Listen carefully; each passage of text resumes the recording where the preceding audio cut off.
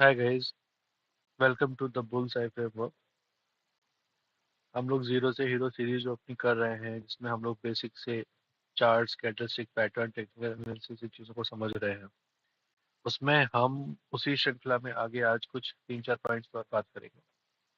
पहला कैंडल्स, दूसरा वॉल्यूम और वॉल्यूम इंडिकेटर्स, थोड़ा सा देखेंगे इनको। फिर बुलिश एंड बेरिश कैंडल्स कैसे बनती हैं उनको देखेंगे। फिर कलर ऑफ वॉल्यूम कैंडल और उसके बाद इंपॉर्टेंस ऑफ विक्स। ये 4 टॉपिक्स पर आज हम बात करेंगे। तो ये कोई किसी एक कंपनी के शेयर का हमने स्टॉक उठा लिया, चार्ट उठा लिया, और अब हम यहाँ से इसमें बात शुरू करेंगे। सोम पदे हटा देते हैं, जो भी हमने इसमें कुछ स्टॉक किया हुआ है। तो ये एक किसी भी एक कंपनी का चार्ट है। Bullish candles and bearish candles, सबसे पहले हम इनको देखेंगे, जो कि हमारे टॉपिक का पहला नहीं बट इम्पोर्टेंट पॉइंट है, बुलिश और बेरिश कैंडल्स। तो देखिए, जनरली ग्रीन कैंडल्स जो होती हैं, जो भी ग्रीन कैंडल्स हैं, वो हमारी जो है, वो ग्रीन कैंडल्स हमारी बुलिश कैंडल होती है। जैसे कि ग्रीन कैंडल है, ये बुलिश है, मतलब इसमें खरीदारी के संकेत हैं, बिकवाली के नहीं। ये ग्रीन कैंडल है, ये ग्रीन है, ये बुलिश है।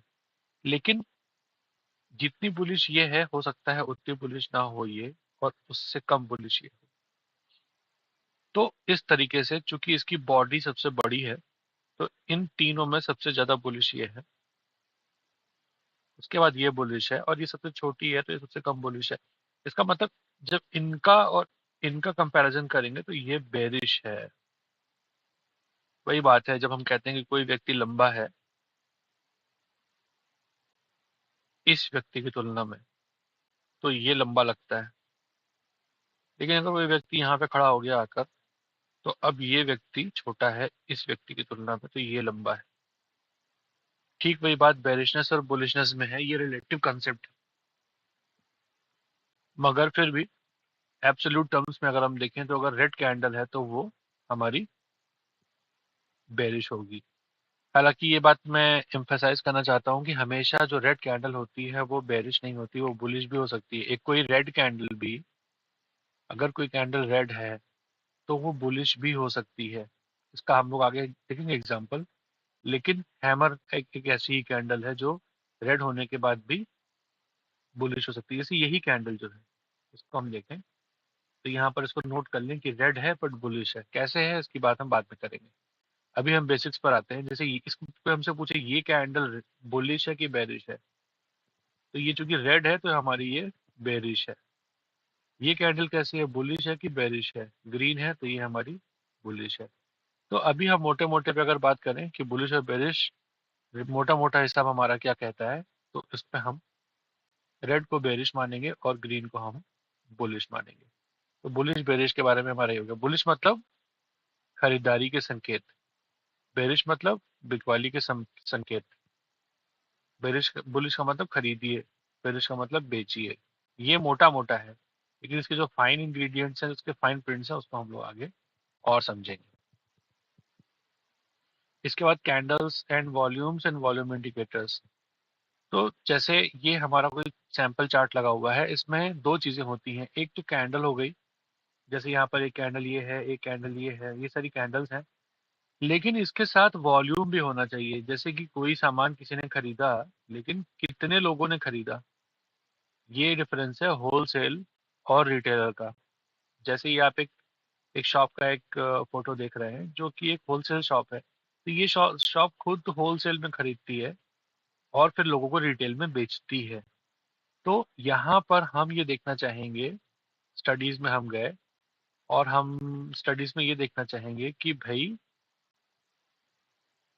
जो अ, हमारा जो शेयर का जो भाव जिस दिन बिका, उसमें ये मैंने वॉल्यूम अंडरले लगा दिया, उसमें कितने लोगों ने खरीदा। जैसे कि आप ये देखिए कि इस ग्रीन कैंडल के साथ एक बड़ा ग्रीन वॉल्यूम नीचे है। मतलब जिस दिन ये भाव में खरीदारी हुई, बहुत सारे लोगों ने खरीदा, ये थोक में खरीदा। अगले दिन जब रेड कैंडल में लोगों ने बेचा, बिकवाली हुई, तो कम बेचा। इसके पीछे अगर हम जाएं, बड़ा वॉल्यूम कहाँ है? इसके पीछे बड़ा वॉल्यूम यहाँ है। ये देखिए, इस ग्रीन कैंडल के दिन खरीदारी भी हुई है और जम के हुई है, जबकि इस छोटी कैंडल में भी खरीदारी हुई है और इसके भाव के आसपास ही हुई है। तो ये भाव था इसके आसपास, लेकिन इसका वॉल्यूम नहीं कितना कम है। मतलब ये एक तरह से रिटेलर्स ने खरीदा है, खुदरा खरीदारों ने खरीदा है, तो ये इसका महत्व तो कम है। और इसको सब लोगों ने मिलकर किसी थोक विक्रेता थोक विक्रेता ने खरीदा है, तो ये इसका वहाँ महत्व ज्यादा है। अर्थात जब किसी कैंडल के में कैंडल भी बड़ी हो और वॉल्यूम भी बड़ा हो, तो उसका महत्व बढ़ जाता है। पीछे चलते हैं। ये देखिए, ये देखिए, ये देखिए, यहाँ पर इस ग्रीन कैंडल के साथ एक ग्रीन कैंडल वॉल्यूम की ये है। इस भाव पर कितने लोगों ने खरीदा, तो इसका महत्व है। लेकिन ये कैंडल भले छोटी है, लेकिन इस पर ज्यादा लोगों ने खरीदा। इस कैंडल के भाव का महत्व इस कैंडल के भाव के महत्व से अधिक है। ये बात समझने की है। और देखते हैं, ये देखिए पीछे, ये देखिए। तो जो लंबे वॉल्यूम के साथ ये वॉल्यूम जो है इसका, ये जो है वॉल्यूम हैवी है। तो जिस भी कैंडल में हैवी वॉल्यूम है, वही कैंडल मैटर करती है। तो अभी तो हम डेली में देख रहे थे, और हम इसको वीकली में देखते हैं। ये देखिए, अब वीकली में देखने में नॉइज कट गया, केवल ये दिख रहा है एक वॉल्यूम। मतलब इस पूरे ड्यूरेशन के दरमियान, अक्टूबर 2021 से लेकर के 22 दिसंबर 22 तक, 21 के दिसंबर तक, ये भाव सबसे इंपॉर्टेंट है। ये एक इंपॉर्टेंट रेजिस्टेंस या सपोर्ट बन सकता है। ये जो जोन है जिसमें ये स्टॉक ट्रेड कर रहा था, उस इस जोन को हम एक इम्पॉर्टेंट सपोर्ट या रेजिस्टेंस जोन कह सकते हैं। क्यों? क्योंकि अगर अब दोबारा कभी स्टॉक यहाँ से गिरता है, तो यहीं पर सपोर्ट लेगा। क्यों? क्योंकि यहाँ पर एक हैवी वॉल्यूम था। जिस बंदे ने खरीदारी की थी, वो इस भाव के नीचे इसका प्राइस नहीं जाने देगा। यहाँ से स्टॉक जाएगा। देखिए आगे क्या होता है, देखते हैं आगे ऐसा कुछ है क्या। हम्म, देखते हैं नौबत आई है कि नहीं आई है। पता नहीं है, नहीं आई है। वीकली चार्ट हमने लिया है इस कंपनी का, और ये इसका इसका एक स्ट्रॉन्ग सपोर्ट हमेशा से रेकन किया जाएगा। बट अभी वो नौबत नहीं आई है कि इतना वो करेक्ट हो, क्योंकि प्राइस ही 200 के आसपास है और ये स्टॉक जो है अभी 1100 रुपए के आसपास है। तो बट हमारा पॉइंट ये है कि जो, जैसे इसको अगर हम माने, इस भाव को माने अगर हम, तो यहाँ पर अगर हम ड्रॉ करें, इसमें से हमें कोई रेजिस्टेंस सपोर्ट, इस वॉल्यूम के साथ अगर यहाँ पर खरीदारी हुई है, तो ये हमारा स्ट्रॉन्ग सपोर्ट होगा वीकली चार्ट पर। तो इस तरह से हम सपोर्ट रेजिस्टेंस ड्रॉ करते हैं। इसके बाद हमने बुलिश बेरिश देख लिया। इसका कलर ऑफ वॉल्यूम, हाँ, कलर ऑफ वॉल्यूम कैंडल, जैसे आप कई बार देखेंगे, तो डेली चार्ट लगाते हैं हम।